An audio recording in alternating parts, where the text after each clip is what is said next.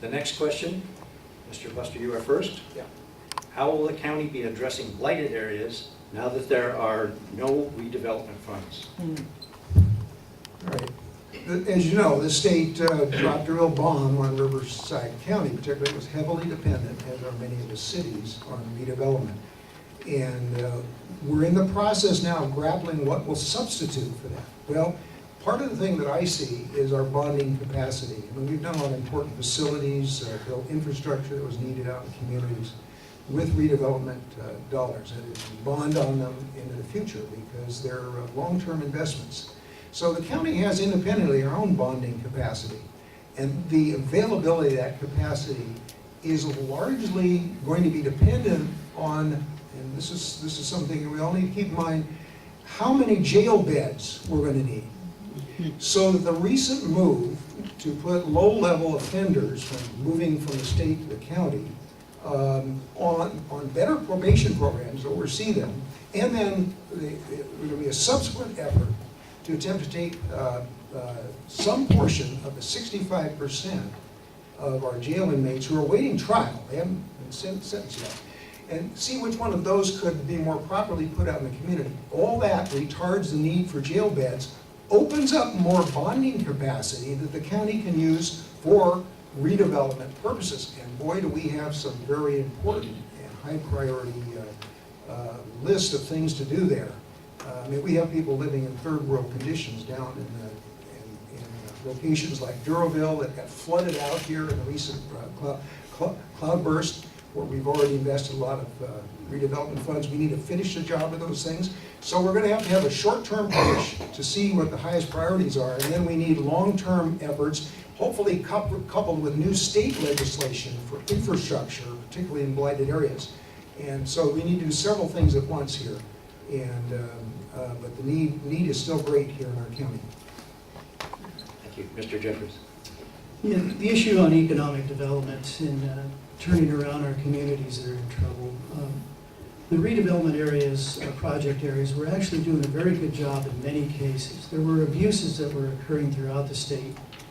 And unfortunately, Governor Brown brought in a sledgehammer to fix the problem and really made a disaster for our communities. We could have stopped the abuses that were occurring throughout the state. Now we need to do what we've always needed to do.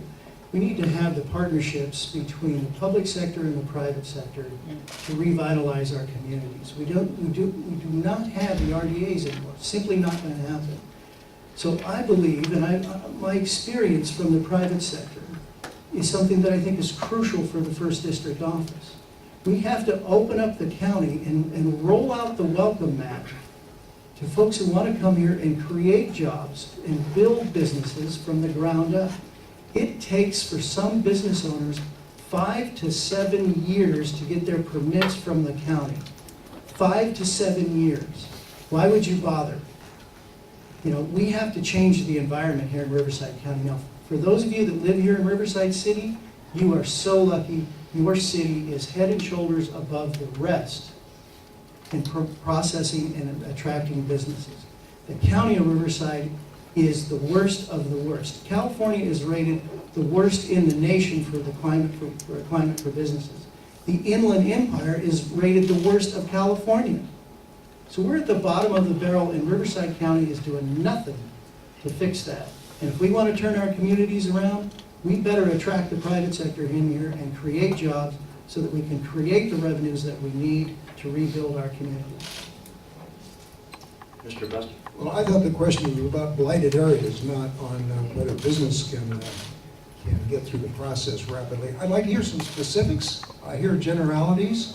I know there was a huge amount of business that was unleashed during the boom times here. We certainly didn't want for a great amount of business growth, job growth.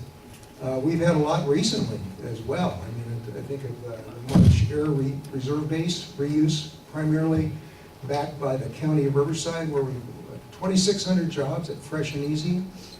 More jobs on the way, high-paying jobs with Amro Fabrication over in the new DHL building. Time's up. We cut red tape for them. And we're also trying to upgrade blighted areas that don't have roads and drainage and the like, such as in the Mead Valley. Mr. Jeffries. He got into jails and wants specifics from me, so figure that out. Folks, it does take the private sector to rebuild and put people to work. Government does not create wealth. The private sector does, and wealth allows us to buy our homes, keep a roof over our heads, send our kids to college. That is what we are talking about. If you're looking for more government debt, more than the 1.6 billion Riverside County is already in, there's your answer. If you want the private sector to come in and allow our college kids to have a job, I'm there. Okay.